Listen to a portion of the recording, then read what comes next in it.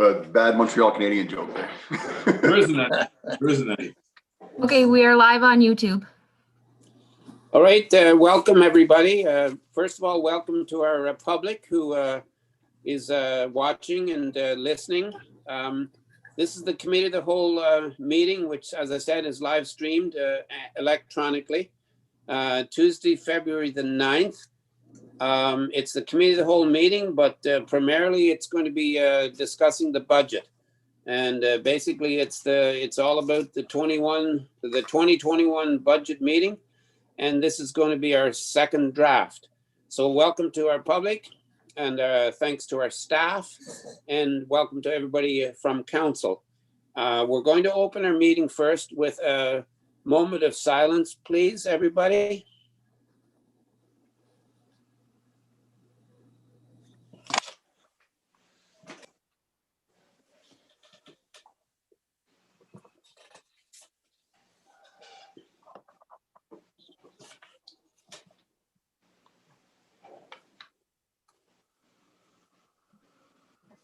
Thank you very much, everybody. We have our first motion, and it was moved by Karen Jennings and seconded by Jeff Carroll, that the special meeting of Committee of the Whole agenda dated February the 9th, 2021 be approved and circulated. All in favor? And that is carried.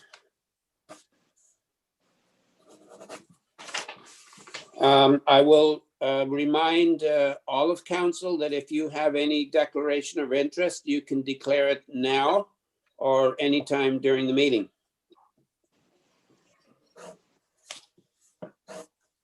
We also have the next motion is moved by Ian Straight and seconded by Klaus Vandermeer, that the special meeting of council minutes dated January the 26th, 2021 be approved as circulated. All in favor? That's carried. Thank you. Do we have any business arising from those minutes? Seeing none, we're moving on. We have no delegations tonight. And the first and only report we have is from Andrew Hodge, our treasurer, and it is on the 2021 budget. And I'll just say a couple of things here to begin, and then I'll turn it over to you, Andrew. Just as a background so that the public is aware of this. We did have a budget meeting. The first meeting was held October the 29th, 2020. And that was to discuss the 2021 budget prior to completing our first draft. This is our second draft. That was our first draft. And this meeting started with a review of all the high level concerns. And we talked about our multi-year considerations. We discussed our priorities that involve both the operations and the capital. And then on November the 24th, 2021, the first draft budget was reviewed and changes and questions were noted. And Andrew has done a fabulous job, Andrew. And I think on behalf of council, I want to thank you before we begin for what you've done so far. And up till the second draft now that we see in front of us tonight, it's very clear, it's precise, and it's going to make it very easy, I think, for us to move forward tonight. So a big thank you to Andrew. You've done a fabulous job, and now I'm going to make you work by turning this over to you. All right, thank you. So yeah, like you were saying, we started out with a broad discussion and then we focused it down. So tonight we have an updated second draft of the budget coming back from the meeting on November 24th. What I see as a goal this evening, hopefully, is that we will be able to note if there are any minor changes to the budget or changes to be made from this discussion. so that on March 2nd, council will have the proposed budget in front of them to be able to vote on whether they'd like to approve it for 2021. So what we have here tonight is showing there not being an increase in the municipal portion of the tax rate. And I believe similar to previous budget meetings, we will go through one area at a time as listed here and discuss each area, including capital, as it fits in, and make notes as we go and work our way through that. So the first one is the taxation and revenue. So if you go through the agenda in the attachments, that should be the first thing you see coming next after the beginning of the report. So for that, we have no change in the tax rate. What we did decide at the last meeting was to go from our first draft and increase what we expect to be our bank account interest or general bank account, and also use a moderate number on our penalties and interest that will occur on tax arrears. We increased the first one 30,000 and the other one 25,000. Those are revenues. So that gives us a total revenue of just over $4 million. That is $55,000 more than the first draft.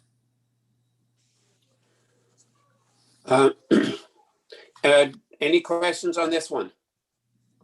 And I think as in your preliminary report also, Andrew, you did say that when we go through each of these options here, when we go through each one of them, if there's anything we need to talk about the capital, we can do it one at each interval, right?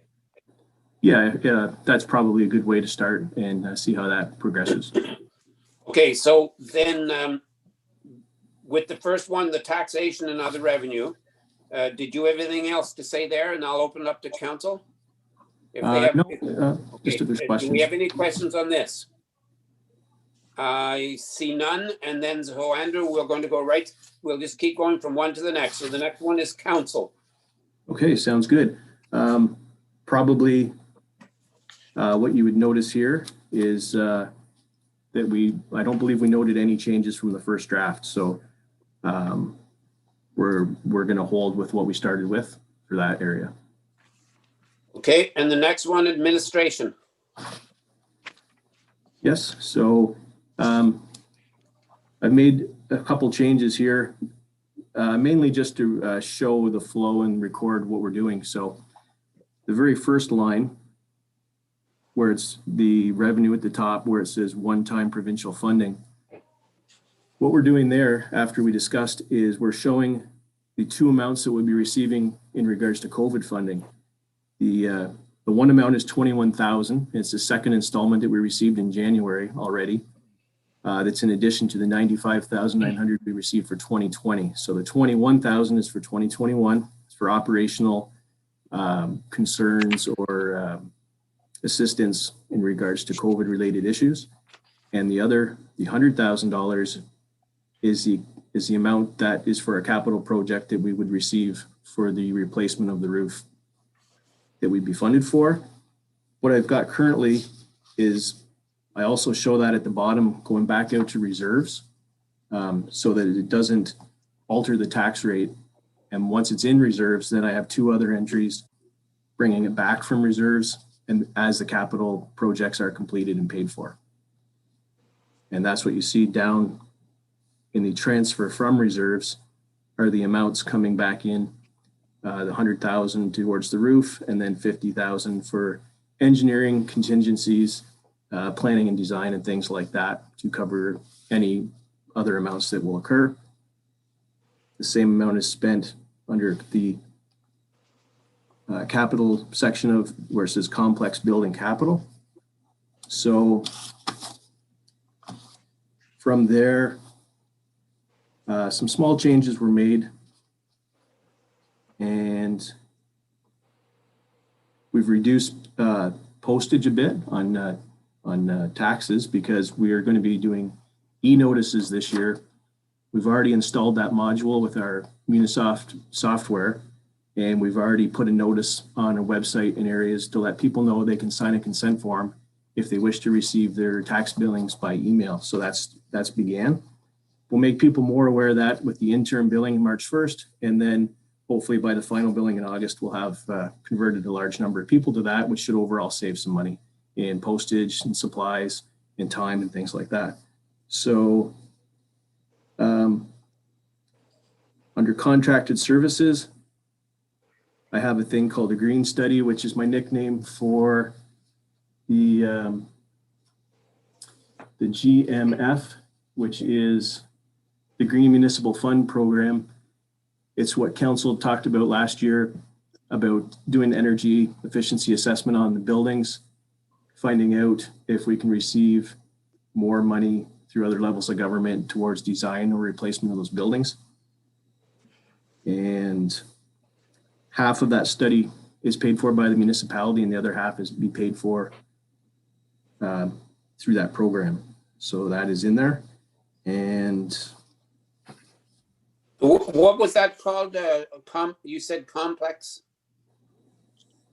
yeah, so for the Green Municipal Fund Program, it's going to, we should be able to have it so we can have our buildings assessed for energy efficiency and improvements and possible funding to pay for those things. So. Question? Yes, Karen. Andrew, you just mentioned that we're getting 50% and we pay 50. So that's our 50% cost. Where's the revenue side to show the Income. Yeah. That's not in there yet. Okay. Yeah, and I reached out to them today about the program to see what our next steps are as well. So, okay. So we're going to see what we've got going there. And down at the bottom, I've made a list of what would be transferred out for amounts going into the reserves. So is there any other questions on that one? Yeah, just to be clear now, Andrew, we see what you've put into into each of these reserves. If when we go to do some of this building, if it doesn't cost us that much, or if something isn't done, then that just stays in the reserve for now, right? That's right. Yeah, it would stay right in the reserve. Okay. Any questions? Seeing none, then, Andrew, we're going to move on then to the next one. That's the fire. Okay.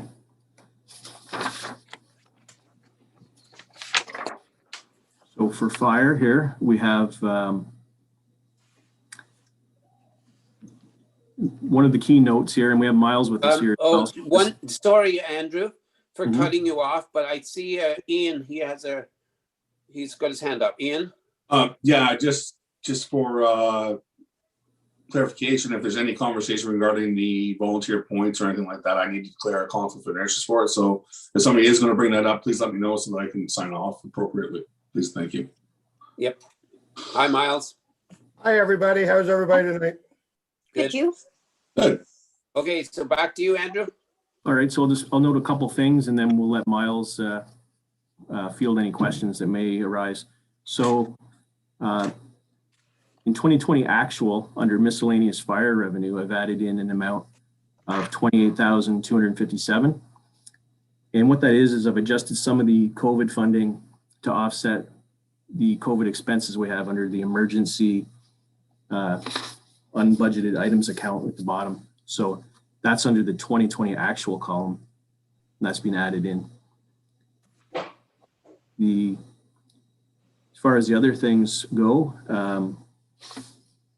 we've made some small adjustments here and there that the fire chief and I have discussed and that he's requested. And that's what we see here. I guess, of course, the main change here is that we've removed the tanker capital item for 2021 to be deferred till 2022 based on assessing where it could be housed or how it could be housed and under the recommendation of the fire chief. So I guess if there are any other fire specific questions, Miles is available to answer those. Claus? Yes, thanks, Andrew. Miles, the 28,000 for SCBA, repayment. What is that? Yeah, that was borrowed back from a reserve when we replaced all our self-contained breathing apparatuses with all Oh, the new okay. MSAs. All right. I believe Andrew might have some information. I think it's paid off next year, I think. Okay. All right, thank you. So see, I don't see any other questions, Andrew, on this one. Okay, Okay, so if That was no quick. questions, then we're going to move on. And the next one is the police services. yeah, so police services, we're basically looking at what we looked at in our first draft. And our contract for 2021 for OPP costs is been given to us estimated at $546,047. And so we budgeted $550 because they do reconcile that later on. So that is basically the cost that we're seeing here for this department. We got the reconciliation for 2020, right? I don't think I have that one yet. So we only have 2019 then. Yeah, and that's received partway through the year. Yeah.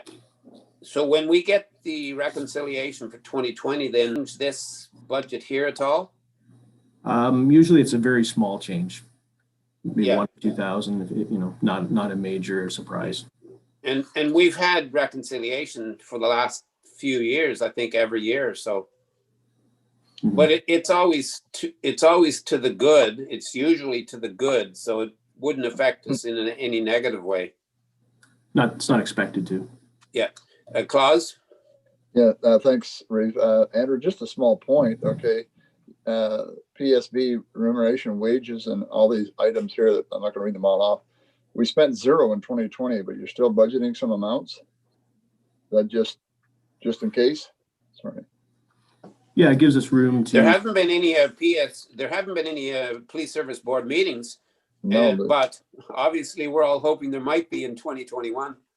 okay, there's no conferences last year either, but okay, I guess we're hoping maybe the things will go back to normal and we will have some conferences and registration meetings and that, so.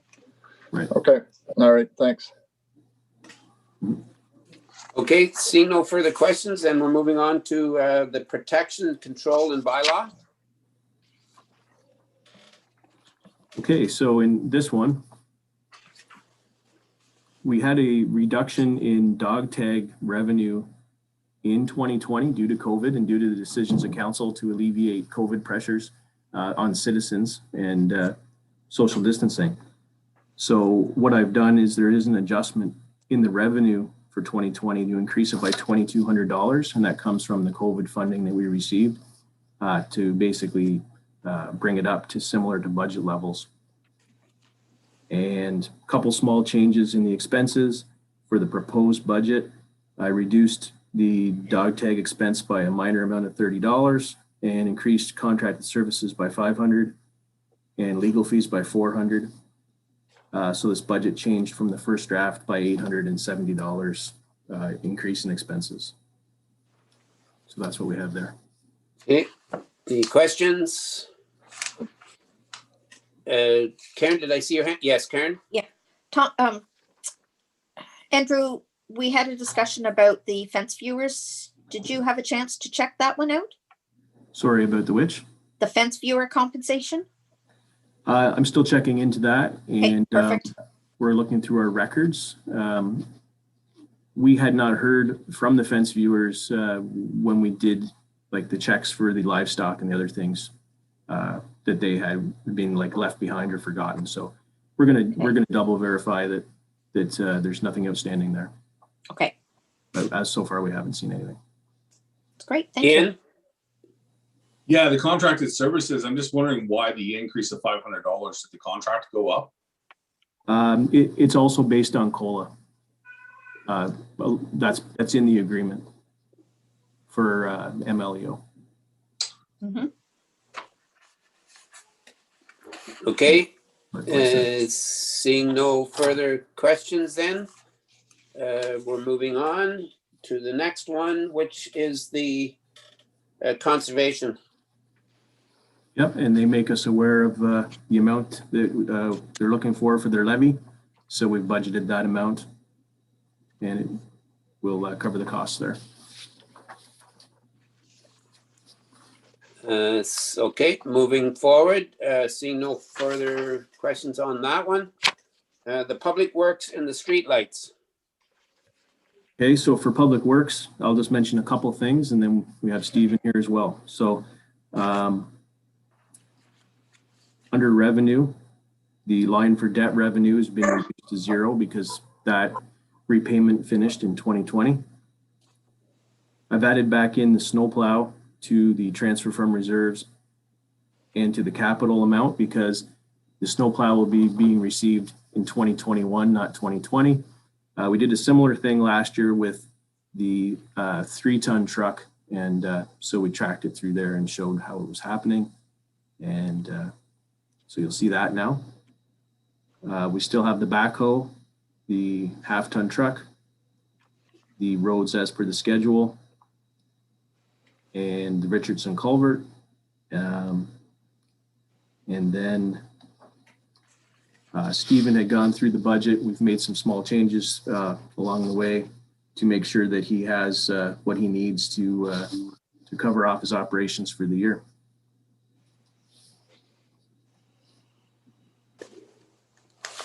I noticed one thing there today that I had overlooked from the last budget. We had discussed the mesh system and I had actually not really adjusted that properly. So I've made a note of that already today, that we were going to use an amount there of $2,000, not the $5,500 that's there. So what you'll be seeing when I come back to council is that amount would have $3,500 of that would be in the Public Works transferred to reserves as opposed to in that line item.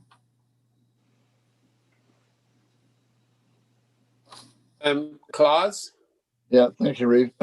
On section on unpaved roads, the gravel contract, we budgeted 234. We actually spent 210. We're still budgeting 234. I thought we were going to increase the gravel that we apply on the roads. I only increased it by 30,000. Is that enough? So I think what we did was we increased it last year and we decided to maintain that level of gravel so it would give us a quicker renewal cycle in fewer years than it was in the, prior to that. Oh, okay. So that amount should maintain what we started last year. Okay. All right, that's fine. Thanks. Ian? So you want to see the, Yes, Ian? yeah, thanks for sending out the pictures of the new plow truck. Yeah. Pretty good. My only question is, why are we going to white vehicles versus yellow ones, or is there a safety thing? Is there any safety thing surrounding any of that stuff or anything? I'm just asking. So it actually came down to the public works manager before myself agreed to have it come white to meet what his the delivery date was in one of the addendums. So that's the reason that it came white. So there will be ongoing discussions as to where we're going to go moving forward, as our 2 current plow or trucks that we have purchased are both white. So yeah, that'll be a conversation definitely that will be continuing. All right. I have 2 hopefully quick questions to you, Stephen. The line painting, I did see in the report, I just don't have it in front of me here, but the line painting, are we, where is the line painting at for this coming year? And I'm just wondering, you know, we've had some problems in the past, either it not being done properly and also sometimes not being able to get somebody to do it. And the line painting, it like the yellow lines, they start getting pretty faded out. So can you just comment on the line painting, please? Yeah, it's definitely essential, and I do have quite a few connections within the city, and that I definitely reach out to who are line painters and do a lot of line painting. That I would definitely send the tender to them and try and get it out to as many people. And I just brought the amount down a bit because we were well under what was budgeted last year. But yeah, there is a lot of line painting to be done. And like, is it like sometimes we've piggybacked with, I believe, the county. Is that still a possibility? Absolutely. I'll definitely reach out to other municipalities and try and do a joint tender, as that's where we're going to see our best bang for our buck. Yeah. And the other question I had was, I think maybe last year it was kind of late in the year, but and I don't know whether I'm asking this question because I wasn't sure whether there's enough in the budget to do this or whether we should add a little bit more. But I'm talking about the 22 acres. We did the cutting. I thought it was a bit late in the year, and I'm just wondering if that should be cut twice. It's just a question.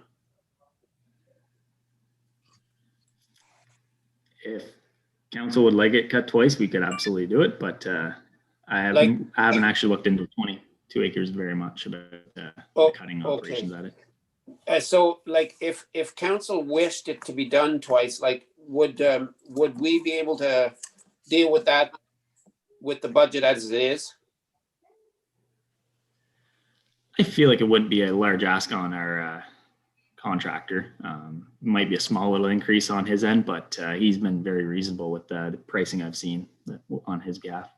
Yeah, I probably should have mentioned it earlier, but I just thought about it as we were going through here. I think when we did it like this past year, it was kind of late in the year, and it might possibly look a lot. It obviously would look a lot better if we did it twice, but it'll be a council decision. I saw Ian and then to Claus. Ian? I guess my only question. Sorry. Sorry, Ian, I'm not sure who, I couldn't see who put the hand up first. I'll take you, Ian, and then to Jeff. Yeah, I think as far as the 22 acres, once the recreational study comes back, we have an idea what it is that we're going to do or what the plan is. I think we can adjust accordingly, but no, it's cut once mid through the year. If there's nothing going on, I think that suffices. Jeff? So two things I already commented good, but one quick about the mesh system. I'm still confused. What are we paying the $2,000 for? Because we canceled it last year. That was a discussion. So is that for a different system? Is that why, or do we have to still pay a contract out because of the mesh system? You got that, Andrew, or?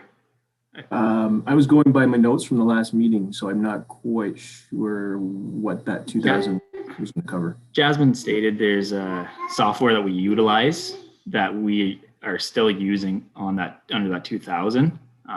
So it was to get rid of the software itself, but we still do have a charge for the software that we are utilizing. This is the new software, right? This is the different one than the mesh one. So it's almost like a different thing altogether per se. Okay. That's correct. Yeah.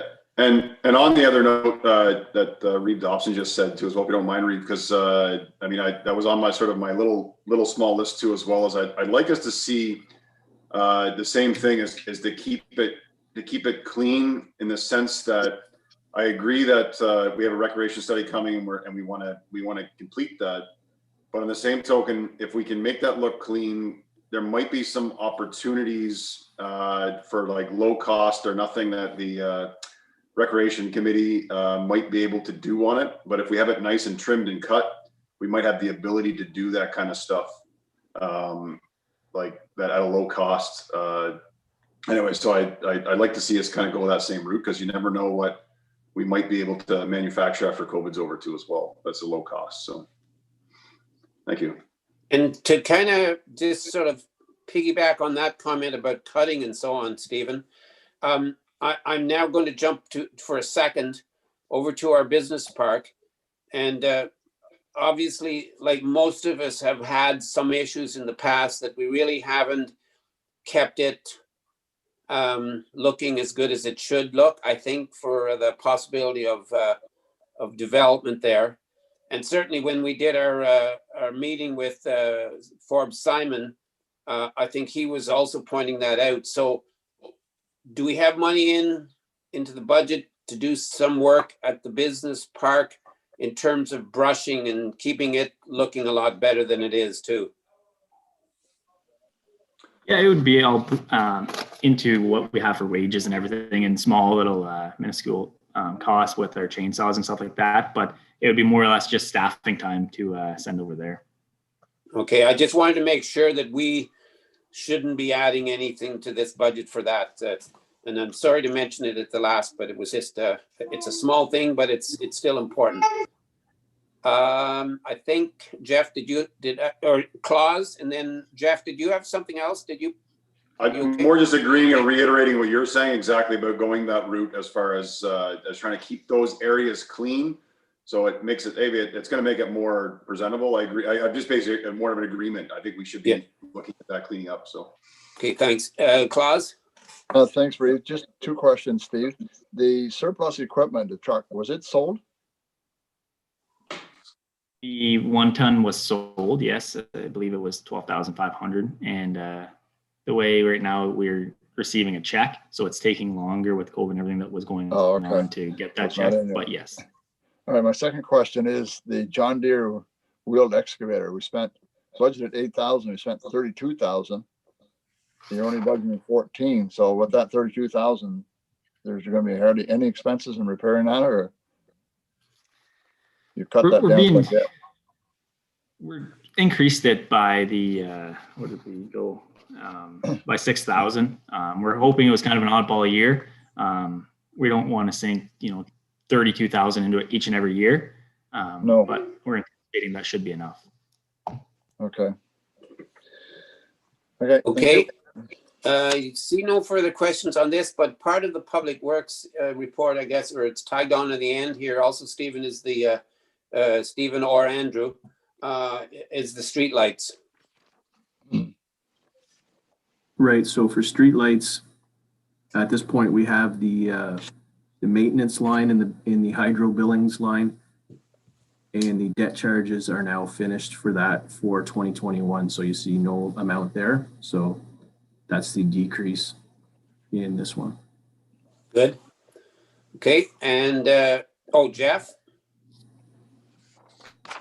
Sorry, I want to make kind of one point, because I know that we're talking about maybe one of the bigger projects, that culvert, the Richardson Road culvert replacement. And it's kind of like the Andrew and Stephen. We budgeted the money for it, which is fantastic.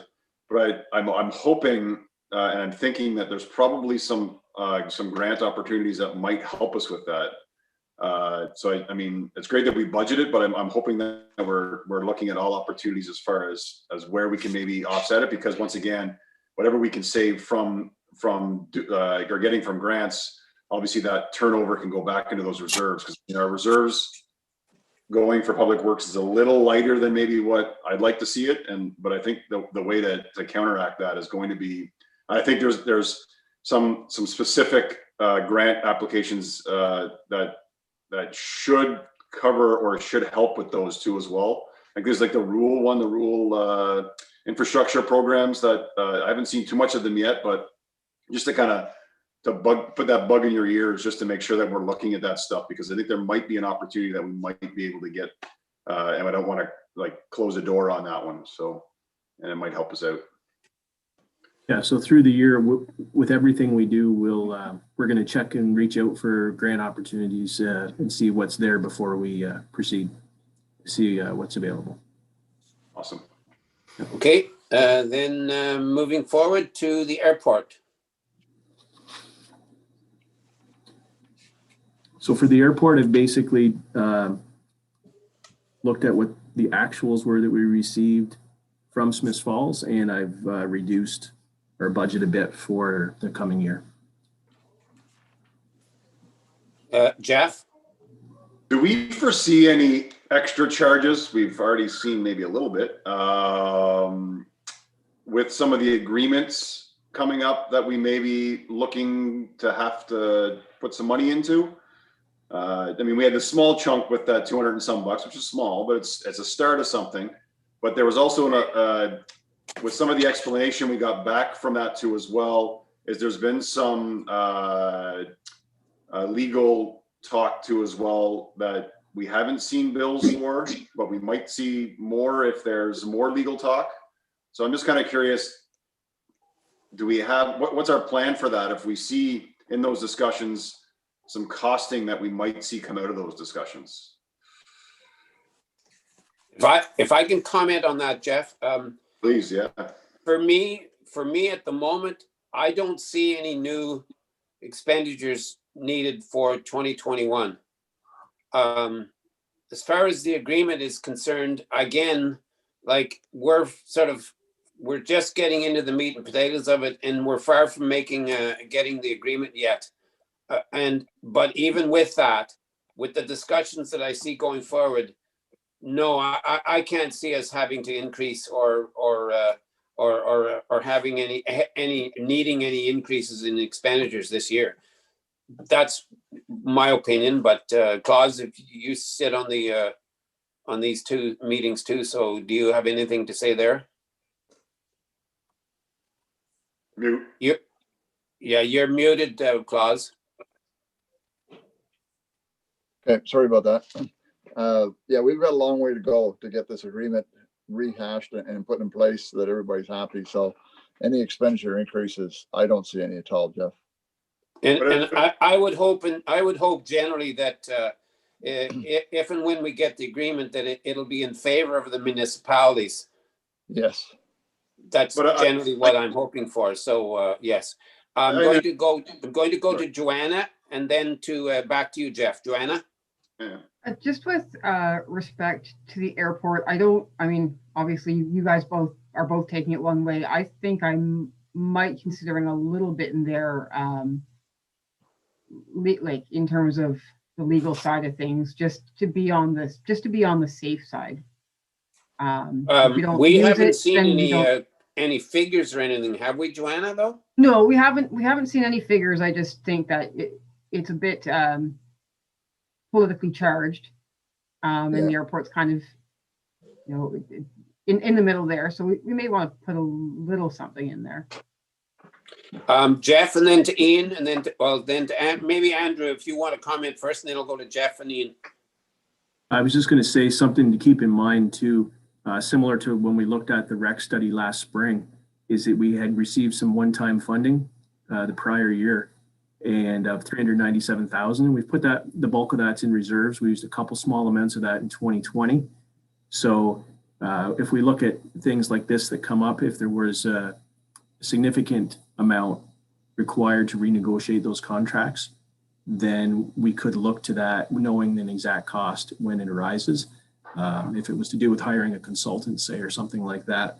And then just jumping ahead one, we do have an amount under the water budget for consulting fees that may occur for water if that water and sewer is getting renegotiated as well. So there's a line there for that specific department in dealing with the town and looking at things again. So, Joanna, do you feel that we should possibly, if there's legal discussions, usually you'll be taking them first before us. But do you feel that we should be putting something in reserve there then? I think it never hurts to have a little something put aside in the event that things go sideways. And not to say that it will, but I think it probably wouldn't hurt to have a little something extra there. Yeah, because I personally haven't heard of that, but I agree that if there's any chance, it's good to have something there. But Jeff, we'll go to you and then Ian. Yeah, I mean, I think that's good. I mean, I like Andrew's. I think that might be the simplest approach. I mean, that's what that fund is there for. Is really to deal with these kind of situations. That's why it was there. So I mean, we could pull $5,000 out of that reserve and put it into the budget for that side of it. Or I like Andrew's suggestion saying if those come up or they arise, that is where we would pull from if there's like legal fees or something that comes up anyways, yeah, I think that makes sense. That might be the simplest approach too as well. Instead of trying to feed it back into the budget, we'll just, if something comes up, we can discuss it and that's what we pay it from. So I think that's great. So, Yeah, that's what, is that what we call the contingency fund, Andrew? Oh, no. This No? is another amount, the one-time funding that was received from the province, so it's been set aside in its own reserve. Yeah, but if, I guess my question is to be clear, like, if, let's say we didn't have that and we needed something like what we're talking about, can it come out of a contingency fund? Potentially it can, yeah. So, Okay.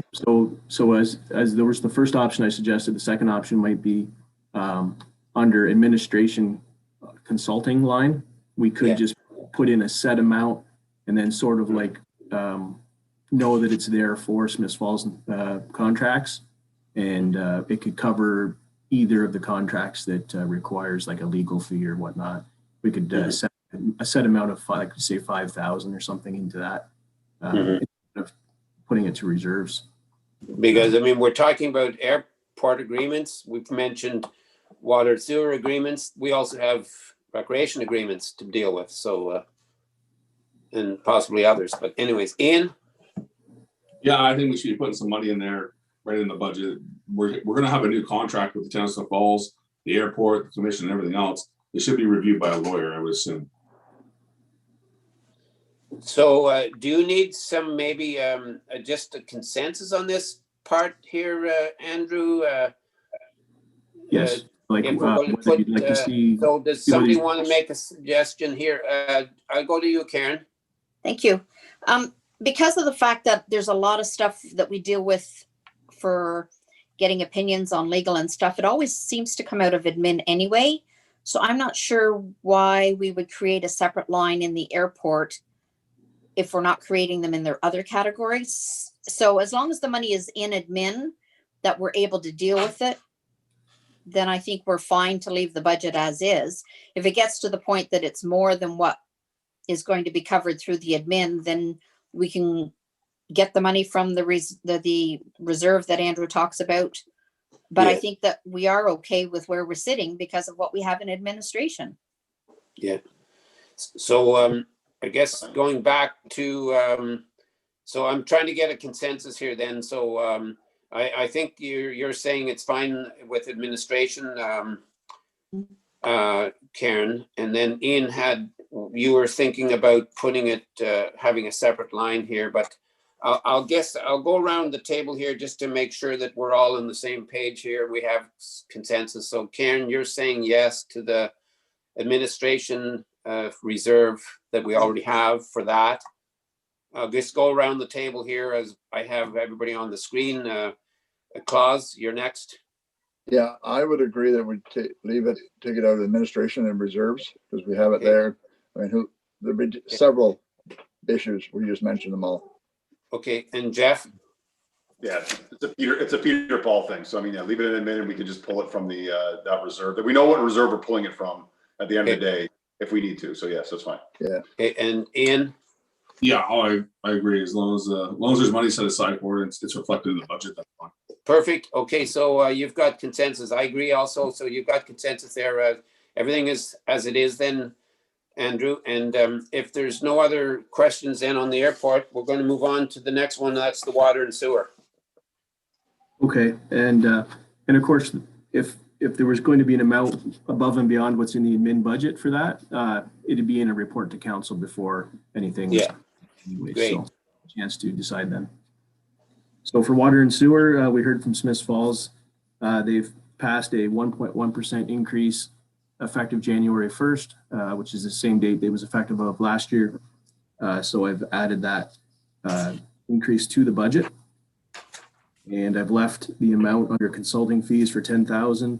Last year we used it for the wastewater and water long-term financial plan. This year it's there. If the agreement needs to be renewed and there's costs required that are specific to water and sewer. The debt charges for the meters completed in 2020. So now there's no amount in that line. And the amount transferred to reserves is slightly higher than the previous year because of that and those changes. And the surplus and deficit is at zero as a self-funding by the user base. So that's that budget. Okay. Any questions, comments, Claus? Thank you. Andrew, you got 31,500 last year and we're putting 39. I'm suggesting that maybe that 39,200 should be a little higher for reserves for, because I think at some point in time, we're going to be spending some money on the water system in Adirona. I'd like to see that a little higher than 39,000. Right, so that's something, I guess, direction from council would be for how we'd want to proceed. Jeff? I mean, I agree, but it's just tricky because it's putting more money away from the people in that area as it is, which they're high. I'd almost like to have that discussion exactly what Claus is having after we have gone through the agreement process, and kind of have a resolution for that, I guess, and then hopefully we can in turn pass some savings on and hopefully also increase some of that revenue. But I think we need to finalize that agreement first. Okay. This thought process. So. Yeah, Ian. Yeah, Reeve, I think that, obviously everybody would like to increase it, but at the end of the day, it's not us that's paying, it's the people in Adirona that are directly paying that. So whatever the increase is they pay the full brunt of it. So I think that we need to be careful. I also think that previously we had done some studies on the actual piping system that was there, and we had some assessments of the longevity of what was there. And I think that we need to look at that and ensure that if we continue on the rate that we are, then we're going to meet the requirements for replacement. So I don't think that we need to unnecessarily tax everyone, especially the people in Adirona where this is 100% solely, the rate or the increase is borne on them. 100%. It's a lot of money. Okay. So Karen or Claus, do you want to comment or that? Claus? Yeah.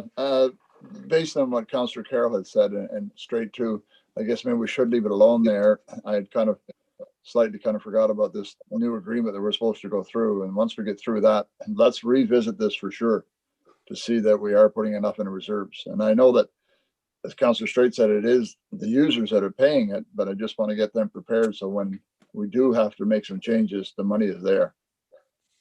But I'm prepared to leave it alone for now, how we get things sorted out. Okay, then yes, Karen. And I'd like to see Yes, the Karen. report. I'd like to see the report reviewed as well as, since there is one about the pipes, so that will help us for next year's budget. Yeah. Okay. Yeah, that'd be good. Okay, then thanks, Karen. I think that probably Andrew's making a note of that there. So, so then moving forward, seeing no further questions, we're moving forward into the waste management section.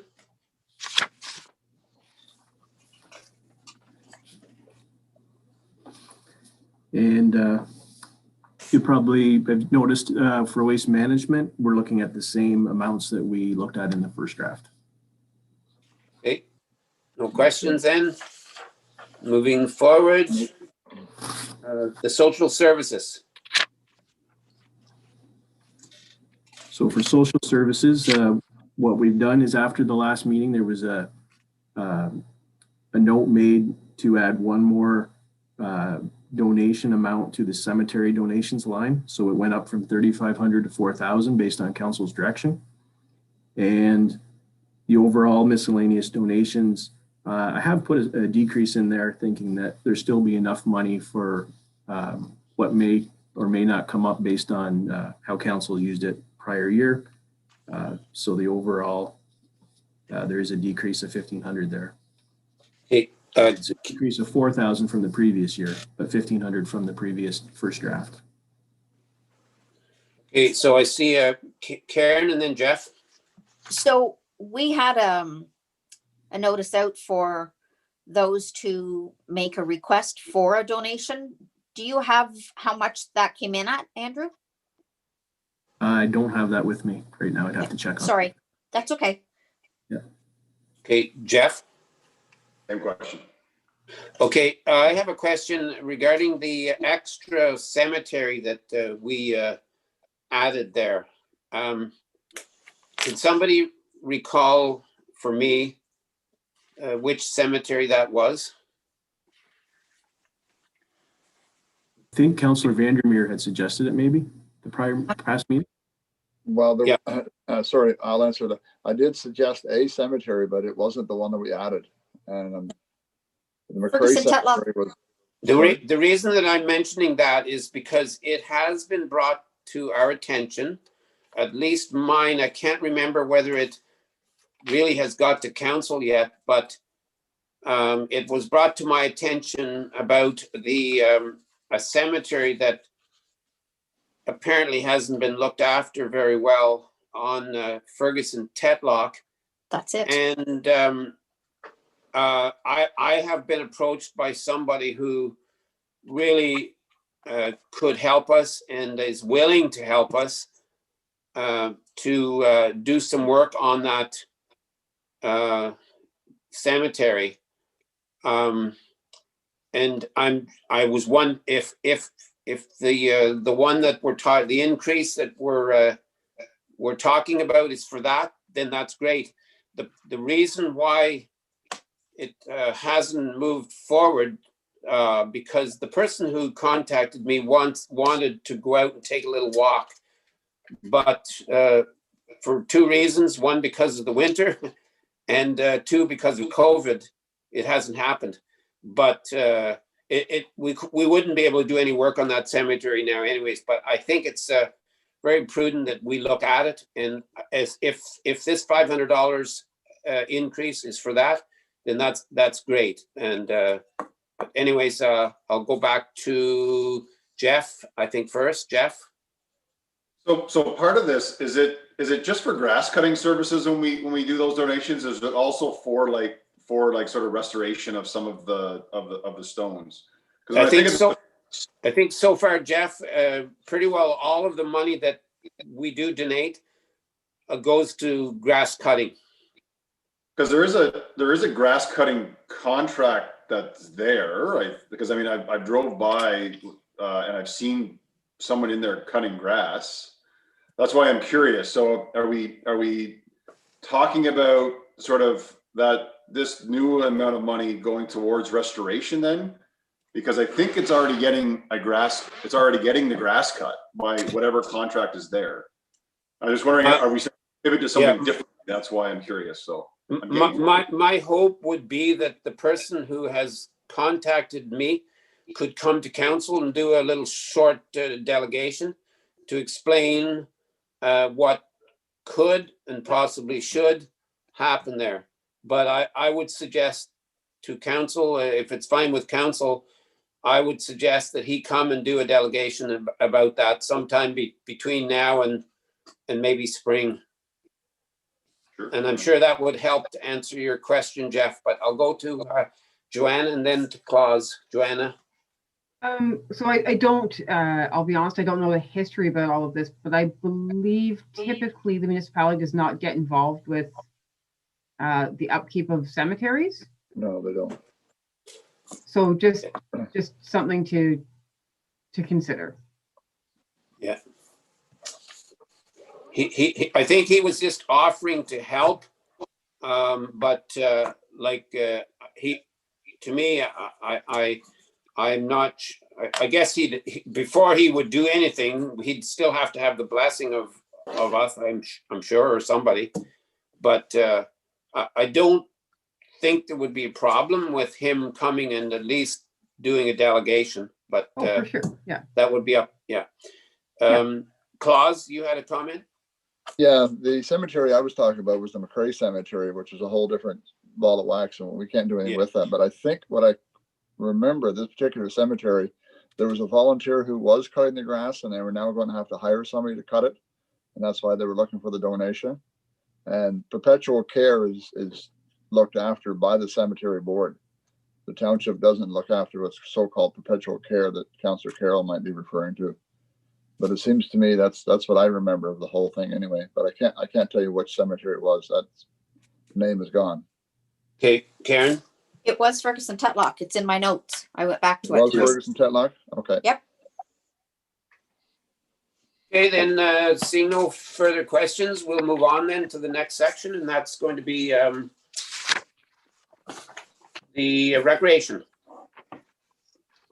Okay, so for recreation, we've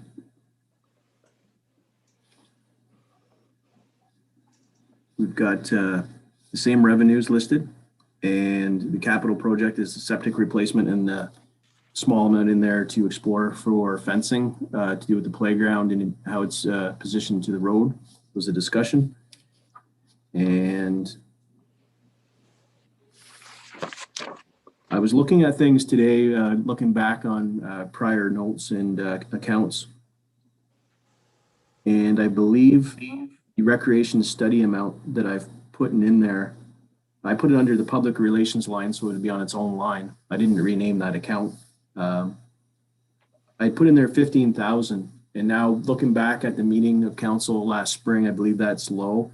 I believe that it was estimated that the consultant was going to be about 30,000 for that study.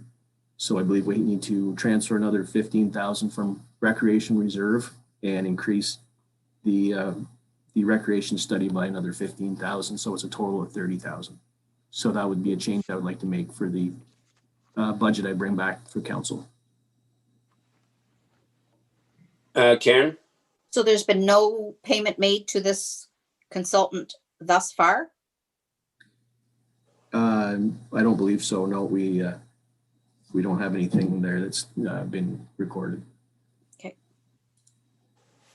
Okay, then no further questions and comments on this. Moving on, the next one is the library.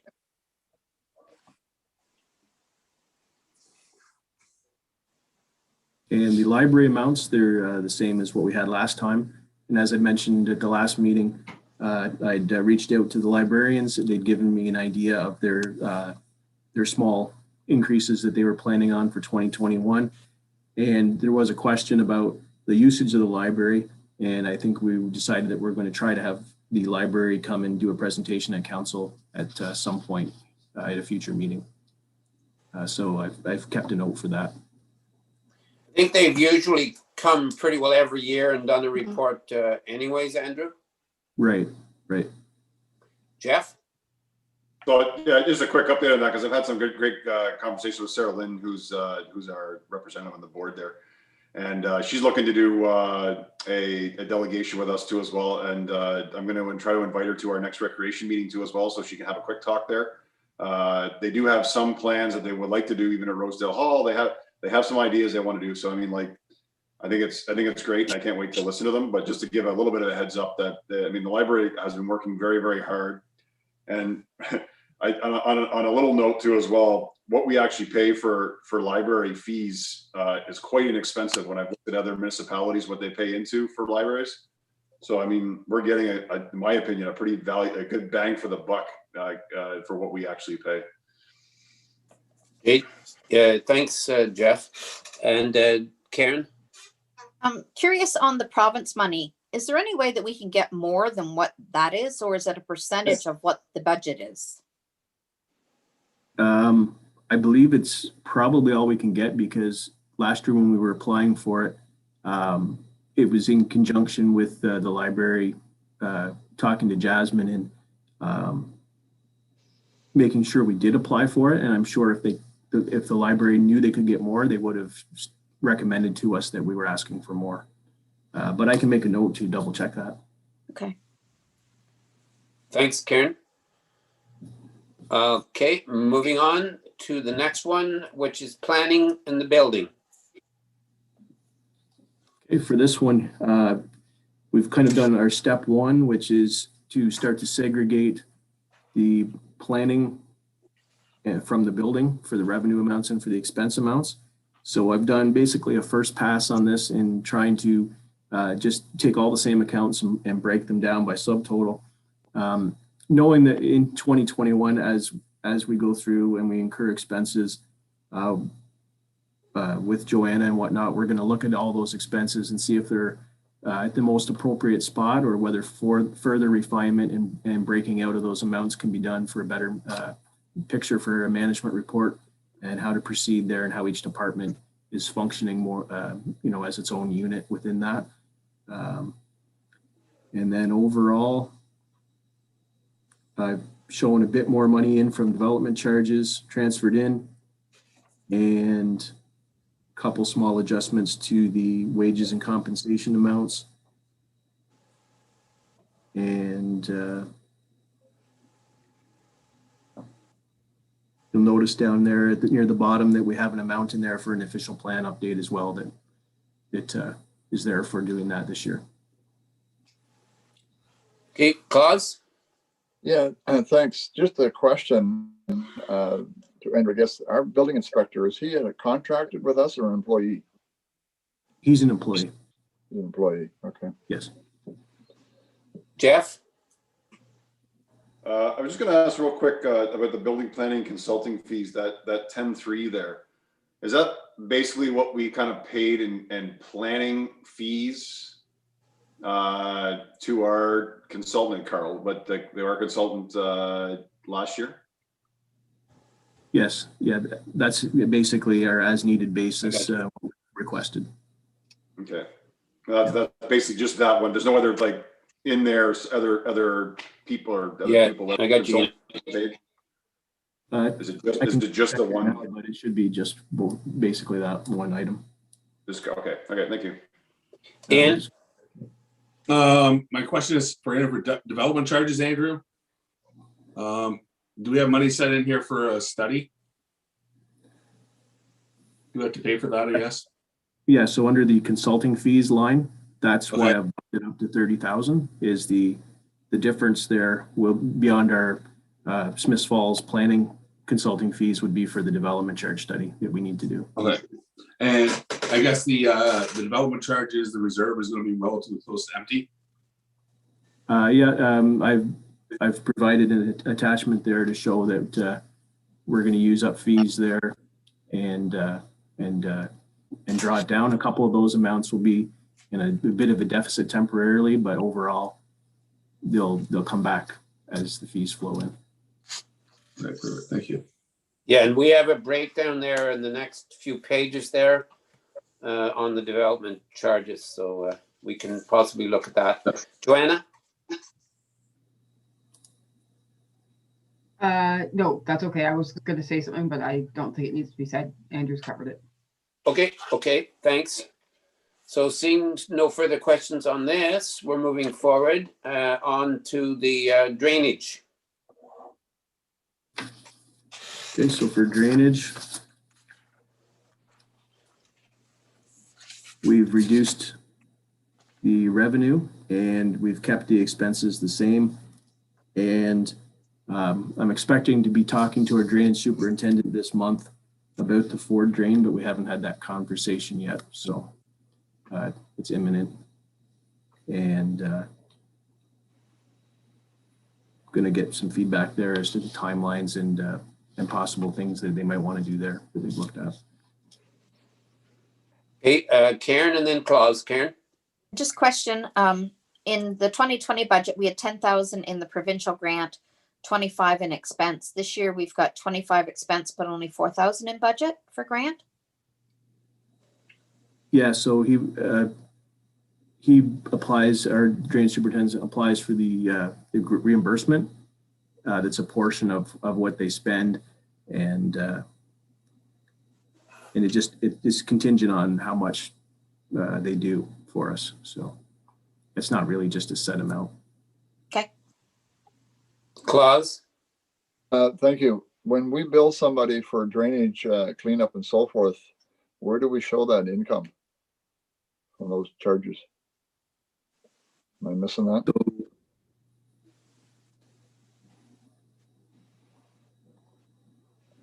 So it will come into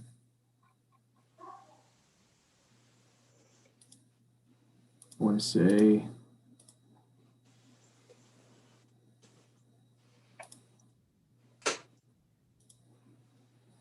we'd want it to come into revenue there, but the invoices we sent out for the Ontario Hospital drain, they had been revised and we'd sent those out just recently. There was a delay from the work that was done in late 2018. So for example, As we receive money, we would show it as revenue, but also if they're not paid before our interim billing, then they'll be added to their each person's tax account for collection as well. So that will show up eventually as revenue for the drainage. yeah, so the revenue, although it's delayed, it would still be potentially coming in for 2021. Okay. Some amounts there. There's been some adjustments, so we're still working through those numbers. Yeah, I know. Okay, Ian? Do we have a drain picked out for this year that we're gonna work on? I know, last summer council, we talked about going through and cleaning out all the municipal drains in the township. Do we have a drain picked out for now that the hospital drains been repaired and cleaned up that we're gonna work on next? I believe it's the drain called the Ford drain. But And that's what I think the drainage superintendent's going to let us know more about when I get in touch with him this month. thanks.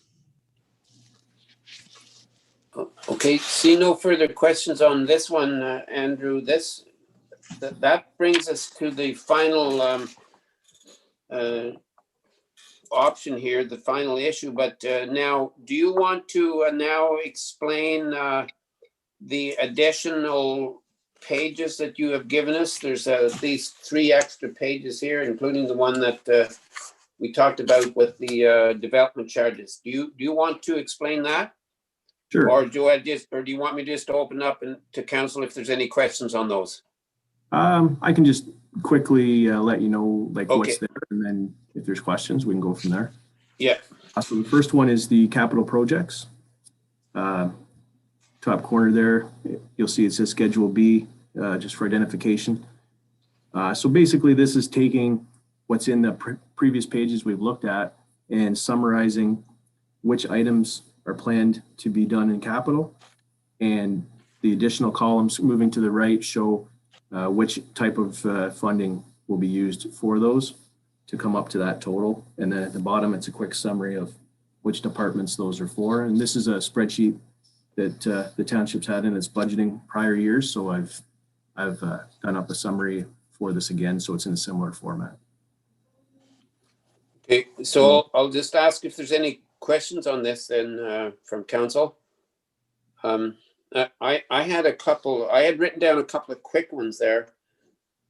Just a question, that culvert that we're doing on Richardson, is that one of the big square cement culverts, or what? I'm just wondering what kind of a culvert that is. Maybe that question, maybe if Stephen is still with us. Yeah, can you explain that? Yeah. Stephen? Yeah, Reeve, right now it's 3 big circular culverts, and which is suggested in the OSIM report, which was conducted, is to put in a big box culvert. That's why it will be more expensive, but the longevity of it will be very long term. So is it a cement one? Not existing, nope. It currently has 3 steel culverts. But the one we're going to put in? Will be, It will be. Oh, okay, thank you. And then I know that in future meetings, we'll be having a discussion further on the building and so on. But my question kind of specifically has to do with the administration building the roof, the $100,000.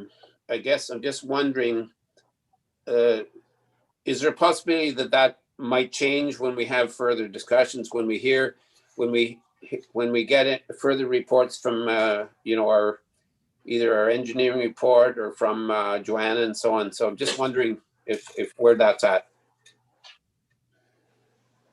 No, Maybe, sorry, you're frozen. We'll wait till you come back in. Okay. Oh, so Joanna, she froze up, so she can't access the meeting at the moment.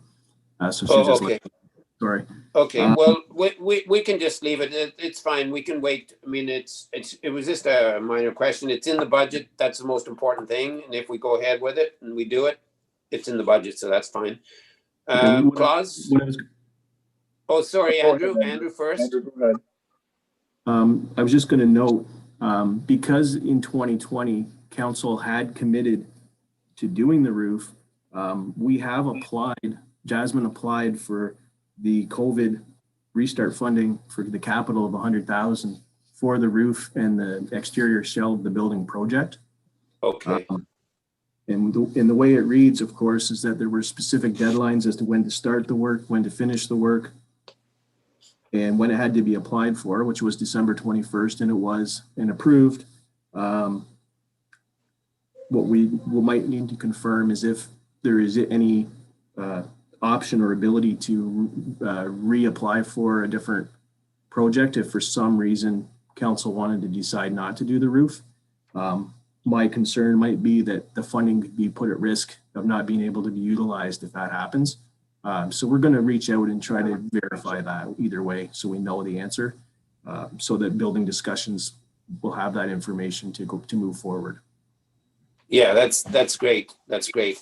Okay, I think I saw Claus and maybe Jeff. Okay, thanks, Reeve. Question for Stephen. Under asphalt and high class HB, what is RNS schedule? Which Need is study. road need study, yes. Oh, I'm sorry. Sorry. Okay. I couldn't Jeff? get that acronym around my head. Yeah, it's good. I mean, I just two notes. I mean, like on Reed Dobson's note, exactly. I mean, we got the grant money for doing the roof, which is fantastic. Yeah. So I mean, and it's something we have to do, and we're not going to replace that building this year. So I mean, it's got to get done, right? So, but on the other note, for the McLaughlin Road too as well, we might want to figure out getting that finalized, I guess, with our partner to make sure that everything is written down on paper as far as the costing and everything else. And once again, if there's opportunity, find some funding for it, because I have a feeling we have that might be a steep ticket in order to get our partners to work with. So we might try to have to find a way to make that work. So, but we might want to get stuff quickly written down for that before that goes awry too as well, because it could pretty quickly. Everything else looks good. I mean, like exactly what you've done with the roads need study stuff and the way you applied it from the other meetings, I think that's fantastic. So, but I'm concerned about McLaughlin, obviously. Hey, thanks, Jeff. Thank you. And then on to the next page there that you have, Andrew, was our the draft development charge reserve funds. Yeah, so I've shown what we're starting with at the beginning of 2021, our budgeted amount that we expect to come into that fund, and the allocations of where the money is going to be transferred for capital projects. And the idea there is to use our funds as a whole to the utmost of our ability. So that's what we're seeing there. Yeah, that's really good news, and it's something that we have to keep on top of every year, because if you don't use them, you lose them. So, right. Okay, and the next one then, Andrew. Yeah, the next one is the draft reserve budget, reserve funds budget, showing what we have budgeted to come in and out of the reserves based on where we look at where we're starting at the beginning of 2021 before any of the year-end surplus is known. So next week, February 16th and 17th is when we're scheduled for our year-end audits. So we hope to make progress there and hopefully get all that done, so that we'll have a picture sooner of our year-end reserve much earlier than we did last year due to the delays from COVID. So, and that will come back as a report to council. Okay. So it shows, essentially the balance of the reserves. They're quite healthy. You have amounts for different items, and ideally that would be part of the building and facilities discussion that's probably forthcoming quite soon. Okay, thank you. Jeff? I just have a quick question, because I'm having a bit of a brain thought, and it's like, it's just like the parkland. What was that? What's that reserve? So part of the building and planning is certain parkland fees are collected, so they're put aside. If you're probably going to ask me what they're spent on, and then maybe Joanna has more detail in that expertise in that area. Yeah, so when you do a subdivision or in some cases severances, I don't know whether we do it here for severances or not, but we collect a fee under the Planning Act, cash in lieu of parkland. And that goes into a parkland fund, which is then used to maintain current parks. I believe even put up play structures or buy other land that can be used for park or playgrounds.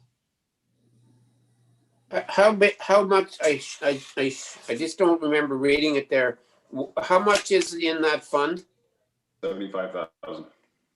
Okay, 75, yeah. Karen? Just a question though, does the parkland fund not mean it has to be associated to the subdivision area? You can't just pick and choose where you want to use it. Typically, I'm used to dealing with subdivisions, so that would be the case. You would set aside a portion of that subdivision area. So a lot of times we collect it in just usable land. If a park is not able, for whatever reason, to be put in there, we can collect money based off certain parameters. So it would have to be within that subdivision. The other area where you are allowed to collect parkland fees, and I don't believe that we do. I'd have to double check, but you can also collect them through severances. It falls under the same sort of category, similar category under the Planning Act. So you can collect a minimal fee every time you do a severance, and you can take that money and put it towards a larger parkland area. Joanna, I have a question for you. Is if there's a subdivision being developed and some of this money goes to the park, is it true then that the developer also has to put up a certain amount of money towards the parkland? Right. So what is in the parkland like he reserves a certain amount of land. Yeah, what's in the Sorry. reserves currently, I can only assume you've collected through development of some kind, subdivision or something like that. So you can use that how you see fit towards a park, but essentially the parkland fund is specifically to ensure that developers do provide parkland. It is a cost directed at the developers, not towards us. Okay, then any other questions, Ian? My question is for Stephen, if he's still on. There he is. Oh, There we go. Hey, Stephen, thank you. I'm just wondering, have you done like a 5-10 year lookout to see how your reserves are functioning? I'm just wondering, do you have any concerns in regards to them? So Andrew and I actually just communicated about this. We're gonna sit down in a month or two when everything kind of settles down and we can kind of get some time together. And we're gonna do a detailed kind of analysis of how our reserves look and what we should be planning. Okay, thank you. Jeff? On that question, because I remember doing this it might have been 2 years ago. We had a report, it might have been from before Andrew came, that showed all of our reserves and showed sort of the expenditures of all of the capital costs and what all the equipment that we need to buy. And it gave us a very good outlook of like over the next 20 years of where those reserves fall. We have something along the lines already done. And it was like within the last 2 years. So since I've been on council. So I know we have something already out there so not that we, just so you don't have to recreate the wheel per se, but something that's already out there that you can maybe just refer back to and build on to see if we're still on those track. So I do know Yes, I'll use Steve. that. I'll use that information, and the growth needs study definitely had a lot of information about capital spending and what we should be putting into reserves each year. So we'll kind of look at all the reports that we have and try and make a master kind of thing and do the best one. Okay. There was one, it wasn't just for Public Works, obviously. I think it was all for all of our reserves that when we had it. It was for fire, it was a good outlook. So I think it was a couple of years ago. Anyways, but that's great. That's great. Just so you, if he's looking for that one too. So now anything else then, Andrew? No, I was just gonna say, I believe I have that report here, that Councillor Carroll is talking about. And Steve and I, we looked at it in the next couple of years to look at Public Works stuff. I haven't done an overall projection of the health of the reserves as they progress. So I'm going to take a closer look at that though. But we have that document to work off of. So on that, the last attachment was the salary grid, which is the same as what we looked at the previous meeting. That's based on the personnel policy. And that would be like the end of the information for this evening. Okay, well, thank you then. We're going to go, we do have one resolution to receive this report, but anything else then from council? Claus? Yes, thank you, Reeve. First off, Andrew, thank you very much for the budget. I found it very easy to read through and so forth. And I think it's an excellent budget going forward. I would like to propose that in the budget that we do have a slight tax increase, and I'm proposing a 1.7% tax increase across the board, mainly because we do have a lot of projects coming forward. I know there's green energy grants, there's grants available for this, that, and other thing, but we need to prepare ourselves for these buildings that we have to replace, extra road work we may have to do and so forth. And I think it's only prudent from a business point of view that we add a little bit into our coffers and increase the tax by at least 1.7%. I know it's been a tough year for a lot of people, but I think our residents have come through this quite well. And I would like to make a proposal for discussion purpose of at least 1.7% increase to the tax levy. Are you making a motion? Yes, Reeve, I am making a motion that we add. You're moving this motion? Yes, sir. So to get it onto the table, we need somebody to second it. I have a comment. Yeah, maybe if you wanted, we have to pretty well get a seconder, and then we can discuss it. Okay, I'll second it for a discussion. that's exactly. Okay, and thanks, Thank you. Karen. Then you're, yep. Yeah, go ahead, Karen, please. So I see Andrew's hand up. I'm going to let him speak first. I was just going to Okay. say at the start of the discussion that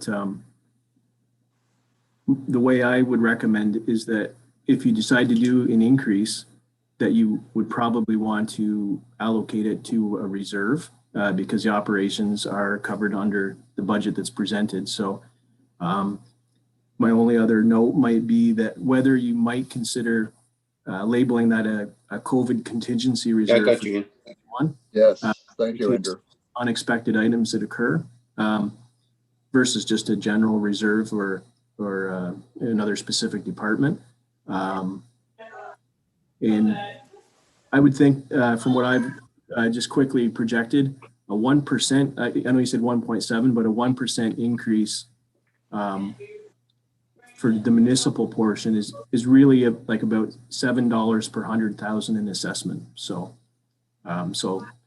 you know, we use the figure of like average of a $300,000 home at previous meetings, where, you know, you might expect to see like a $21 increase on a $300,000 home of the municipal portion with a 1%. So a 2%, and then you can, you know, just double that. So for discussion, you could look Okay, at that.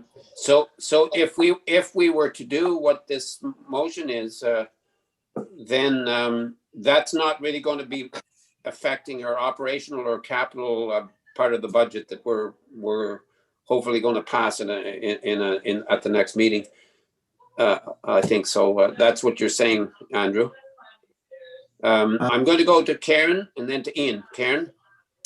Well, I was just looking to have it specifically earmarked if there is going to be a 1% increase over and above the 0.7 for salaries, that it was for the building fund, if we are going to go that route.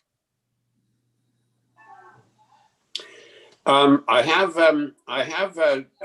Joanna wanting to speak here. So Ian, if I can go to Joanna and then I'll go to you and then to Klaus. I Yeah. just wanted clarity on the motion. Is it, the motion was for 1.7 and then Andrew came back at 1. Yeah. So just, I'm trying to draft the motion. What is the number I am putting in the motion? Yeah, I think, well, Klaus, you're making the motion, so you can explain it. Yeah, no, my initial motion was 1.7% Okay.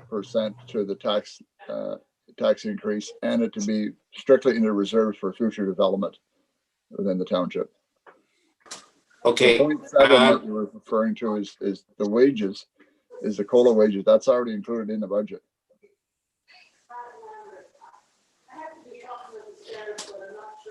Okay, I'm going to go to you, Ian.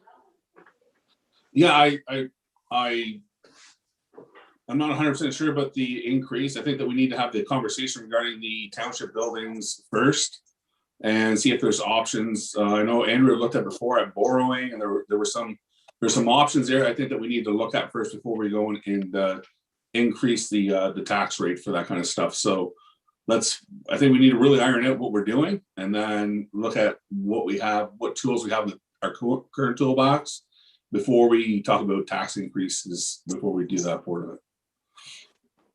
it. Jeff? I'm kind of behind Ian on this, Councillor Strait on this one too as well, just because I almost want to say we've done the pay it forward.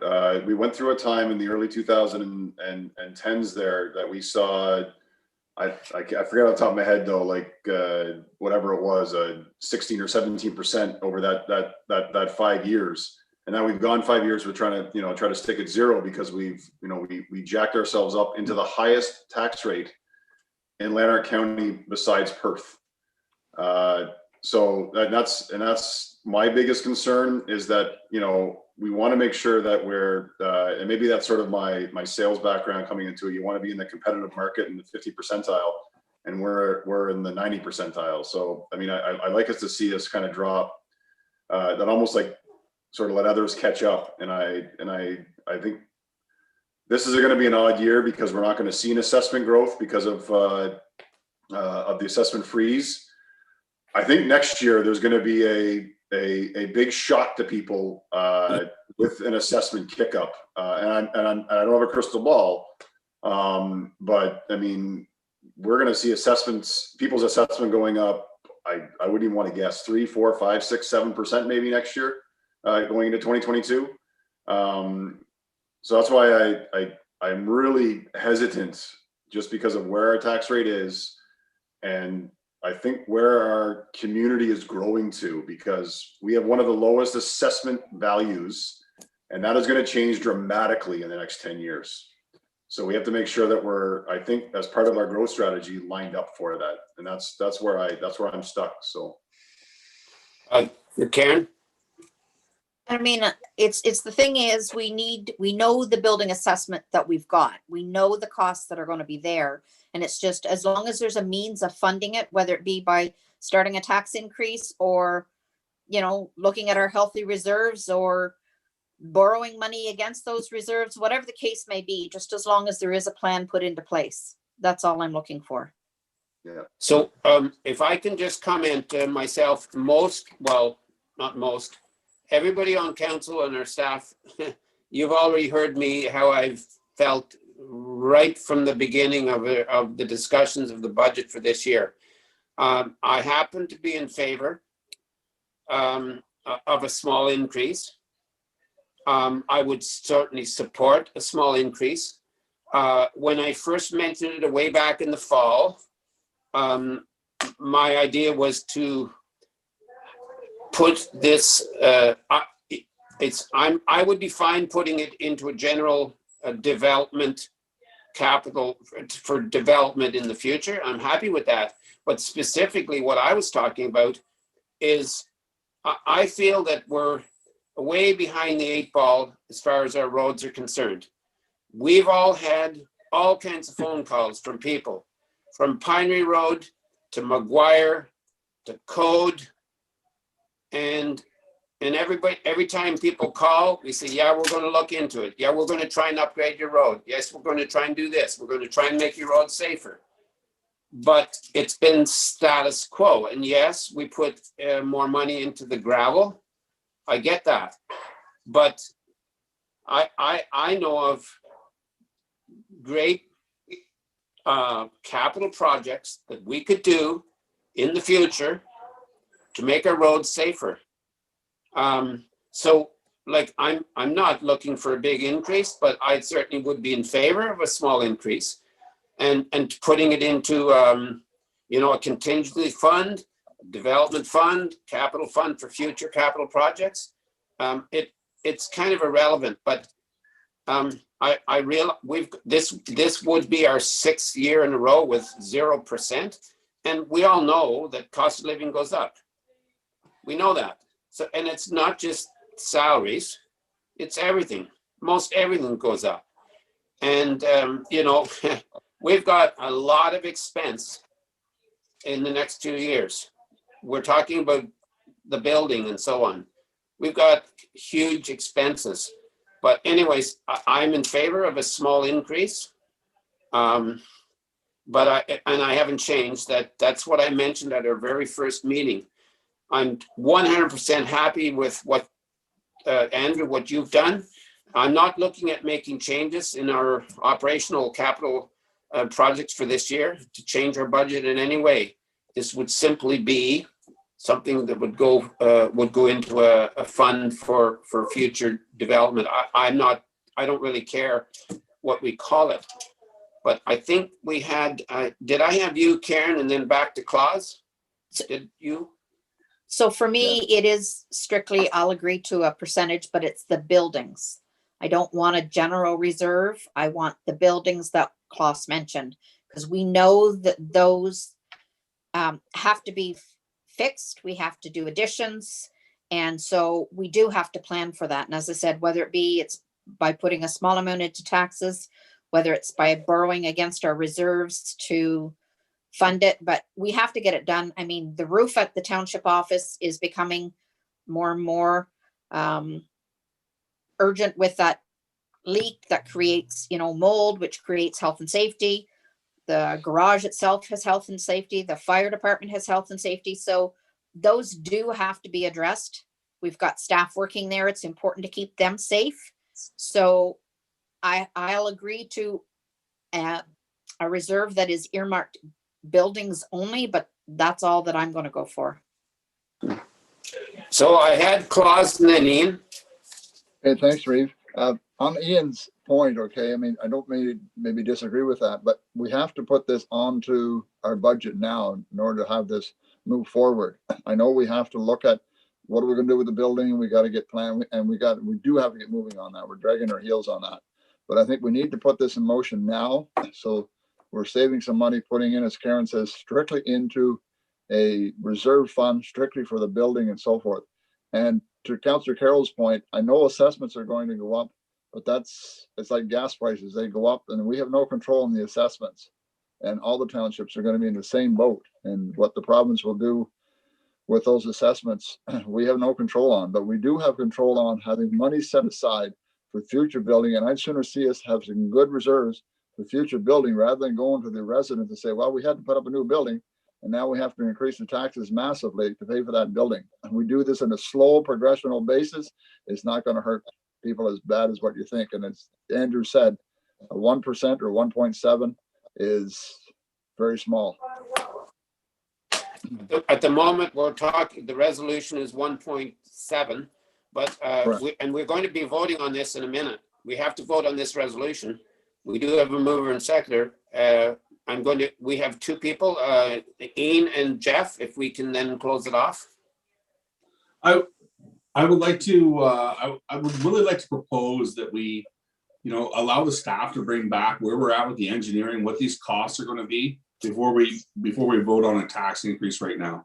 And let Andrew work with what we have, what things are available to us, and we can get a true costing of what this is and what options we have within our own means before we increase the taxes. If at the end of the day, Andrew says, hey, guys, you have to increase the taxes by 1% to get a new, to get all the buildings fixed so that they're safe for our staff to use and functioning on a day-to-day basis, then I'm okay with that for the buildings only. But I'd like to have that conversation first before we go and implement anything.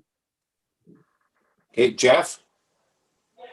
I'm on the same side or same wave as Councilor Straight. I mean, I think we need to get a really good baseline of what things are going to cost. We have a healthy start to our reserve for our buildings. I mean, in that the capital purposes, there's $542,000 at the end of this year. We're starting this year at 471. We're replacing a roof, which we're getting grant for. We're gonna still increase that reserve, and we're not going to empty that right away just to build the new building. But I mean, we have a good start, so we're not starting at zero here. So I mean, I know we're talking about really it'd be padding that amount that's there, but it's a pretty good reserve as it is. I mean, it's always better when it's bigger, but I think we need to get a better understanding this year of what we're doing and what the costing is. Exactly what Councilor Straight said, and then maybe we're going to go in next year. I think we're going to see a big assessment increase anyways next year, and we can look at that too as well. But we're not there yet for what it's going to cost and what we can get out of it. So, and padding it, I mean, a 1.7 would equate to what, Andrew? Really, like I know what you said per household, but is that what, about 55,000 ish? For like 1.5%. Yeah, say 1.5. Yeah, so a percent increase is going to bring you about 31,000. So be 1.5, 45 to is 60-ish, 60 and a bit. So I'm pretty close there. What you expect to see in the reserve. Yeah, which would be great to put in. Yeah. Anyways, I just can't go that route yet, just because I'm still stuck, and I hear the other side of it too as well. But I just look at our tax rate and where it's at and everything else, and I just don't see. I just don't see that that's well. And I think we've done a fantastic job with 0% tax increase in the last couple of years, living in our means and increasing. We've increased gravel. We've done other things too as well, and it hasn't been a detriment. We've actually done. We haven't taken any steps back in these 0%. So I think that's a very key point. If we were taking steps back in the last 2 years, then my tune might be changing a little bit, saying like, we need to start looking at some cost cutting, but we're not. We've done some very, very, very smart and prudent cost cutting, which I'm very impressed with this council in the last couple of years. And we've done more without raising the taxes. So I mean, I think we can continue with that. So. Just one comment, just so that it's clear for everybody. Like when we do talk about the assessment, we did hear Forbes Simon tell us last week that with growth also means cost. So yes, there might be an increase in assessment, but there's also an increase in cost. And I guess I see no further hands, but I understand what you're saying, Karen, and in the beginning, my hope was that we could put, if we had a small increase, that it would go to our roads, because I realized that that we've got the building, but we've also got roads, and for me, it's I guess I know that we have to fix our buildings. I know that, but roads for me is such a priority, and there's roads. I think in the beginning, back in October, I mentioned one of the projects I talked about was the Linton Hill, which is an unsafe hill out on McGuire, but we haven't fixed it, and we could and probably should. But anyways, I would change my priority there and to go along with what you're saying, Karen and Claus, but I think we should just get to the resolution, and maybe Joanna, you've got your hand up, and if you didn't mind reading the resolution as it is, I saw, yeah. Joanna, I'll go to you, and I did see Claus's hand up, but Joanna, please. I want to let you know, I think I've probably talked to you, most of you individually, but I want to let everybody know that I am working on bringing forward to council some information on the building, either replacement or whatever it may end up being. And I think you'll find there, we've had the building assessment reports, but I think there's going to be some sort of more costs coming out of that and associated with these things that, like every project, you don't always expect this to it's always a little bit higher than what you'd expect it to be. So I just wanted to sort of put that warning out there. But I will be trying to get that information to you guys as soon as possible. It's a complex project and hard to put together, in a short period of time. But you're asking what I have for the resolution. And right now I have that council increase the budget to a 1.7% tax increase to go into reserves for future development. Okay, I think that's how it's read, and I think that was your wishes there, Karen, but I'll go to Claus, and then I do see Jeff. So Claus? Well, I think Karen's shaking her head, and I'm just wondering, based on Andrew's comment, you're trying to do some calculations. Would it be a lot easier, Andrew, if we went with a 1.5% for calculation purposes, as you indicated to us a few minutes ago? And I go to the person who seconded my motion to see if that would be agreeable, to use a 1.5% rather than 1.7. Karen seconded it, and Karen wanted it to say to go into building reserve. That's correct. But the original motion by you was for future development. That's correct. Well, future development and building. Yeah. So I think your question, Claus, is to Karen if she wishes to, as she was the seconder, to change it from 1.7 to 1.5. And for building. Sorry, Karen. Yes, Karen. So And correctly, for specific for building reserve? Correct. Sure, yeah, I'm okay. okay, so then next I'm going to go to Jeff. I just want to comment real quick, Rudolph, just about the roads, because I think that I agree. But I also, we have a great roads need study that we went forward with. I think Mr. Rathwell has done a fantastic job at interpreting that report and manipulating it to even make it more financially prudent for us too as well. And the other side of it too as well is before we can even talk about the McGuire, like you talked about and everything else, we don't even have the land rights for it. And that's still on Stephen's, I'm going to say to-do list. Sorry, Steve. But to make sure that he has, or do we have those rights before we can even go forward with that kind of stuff. And then he can go after the grants. And that's really what that gas tax fund is there for too as well. We have a nice reserve of we're going to dip into it for the culvert. I'm hoping that we can get some money back out of some grant fund, opportunities to that. But that gas tax fund is great for the, I'm going to say, our payments of grant opportunities when Stephen's able to find some of those for those roads. And Co-Drive is another example too as well. That's a big one that we're going to have to do. But I mean that fund is there. We have that gas tank fund, and it's got $500,000 in it, so we have a good start to it. So I hear the building side of things. Let me mull on that for a second. Thanks. Okay. So no other further questions and comments? Sorry, I think I see Ian.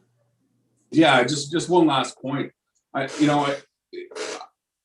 I said before, I'm all in favor of doing some of this stuff if we truly need to do it. But what I don't think that we're doing is giving Andrew an opportunity to look at things that he can come up with to provide us the money.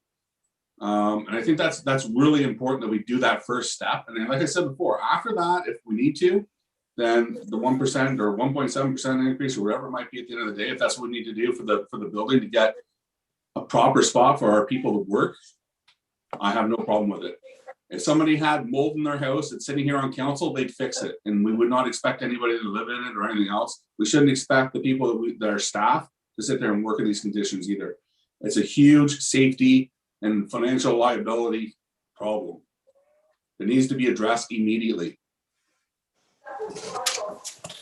Okay, so I think I'm going to get in call the vote. This, I guess, just so that everybody is clear, Joanna, can you read it one more time, please? That council increase the budget to a 1.5% tax increase to go into reserves for future development of buildings. Okay, then I'm going to call the vote. All in favor? Opposed? And that is carried. Going back to our agenda, we have no reports of committees and no petitions, motions, notice of motions, no unfinished business and other business.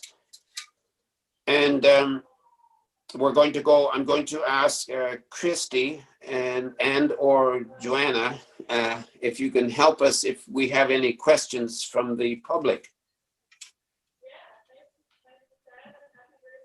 I have no questions from anyone. Okay, and I think my Joanna, computer no? my computer is just saying there's a network connection error again, so I don't know if I'm receiving anything. Uh-oh. I don't see anything. Okay then. Okay, so before we do adjourn then, you know, as I was complimenting you on your work, Andrew, at the beginning of our meeting, I think that I'm not sure that I've ever experienced such a positive meeting going through so many different points. And I have to thank you and Stephen and all of our staff for helping you to prepare this budget. But I have to compliment council because I know that council, you members, I think all of you have run all kinds, lots and lots of questions by our staff between meetings. And I think that's fantastic. And a lot of it was cleared up and it just made for us to move this meeting forward in a very positive way. So I can't help but compliment everybody for this. So I just want to thank everybody for it. And if there's no other comments and questions, then I'm going to, I want to read this motion. This motion was moved by Jeff Carroll. Oh, Jeff. Sorry, Reeve, I just want to say real quick, just not to reiterate what you're saying, but I mean, this is good. And Andrew's worked, I know, very hard at this too as well, and to Stephen too as well for what he's put in for the public works side. I mean, and we've had a changeover in our leadership too as well. And it's, you know, it's gone very, very well. So I mean, like, kudos, because we're once again going into 2021 on a very good track coming out of COVID. And it's you know, it's amazing what everybody has done and what we're coming out of this with. So I just want to reiterate that too as well, because just the thanks to everyone, because I know how hard everybody's worked, right from, you know, the Christy to Jen to right up to our managers and obviously the guys out on the roads crew. I'm sure has given Stephen a lot of great help too as well to get him comfortable too as well. So I mean, it's just phenomenal, the group that we have. So I just want to thank that out there. So Claus? Yeah, I just want to make a comment too, from some of my counterparts within Lanark County. Montague is looked upon as a shining star of the county. Like, we're just rolling along very good, and we all seem to be getting along great. Other townships that are having internal problems and what have you. I'm not trying to pick on anybody, but our group just seems to be working together very nicely. And guess what? It's not even 8 o'clock yet. Oh, So if we Well, I won't compare, be if we turning into a do an pumpkin. average between this meeting and our last meeting, then we're You still do at an about average. 3.5 to 4 hours. Sorry, guys. I don't even have to get up early to shovel snow tomorrow. Okay, I have a motion here. It was moved by Jeff Carroll and seconded by Karen Jennings that council received the following report. The 2021 budget meeting second draft report, and that the following be recommended to council, that the second draft 2021 budget being presented in this report be brought to council for approval at the March 2nd, 2021 council meeting. All in favor? That's carried. I guess I should always say opposed, but I think I saw it opposed. So this is carried unanimously. And that's carried then, thank you. And I just want to make one comment. I think one time, quite a few years ago, I'm pretty sure that we had 7 drafts before we settled this. Oh, God. So Don't, if you can imagine doing 7 of these things, Andrew. don't put an omen on us. Yes, I was Andrew? gonna say, thanks to council for, all the input and asking questions in advance. So I had time to look into the answers. And Yep. I hope you like the format we started with at the first meeting. And if you have any suggestions for ways to improve that, I'd hope you let me know so we can do it even better next year or sooner if you wish. And I'm looking forward to working on the building facilities and the more of a long-term outlook. So thanks very much. Great. No, your format's great. Okay, next, I have a motion. It was moved by Claus Vandermeer and seconded by Ian Straight, that the special committee of the whole meeting do now adjourn at 7:56. All in favor? And that's carried. So that's it, everybody. Thank you and good night. And just one last question. Is there a hockey game tonight? No. Leafs won last night. I know that. So it's I think they're number 1 in the league, Ian.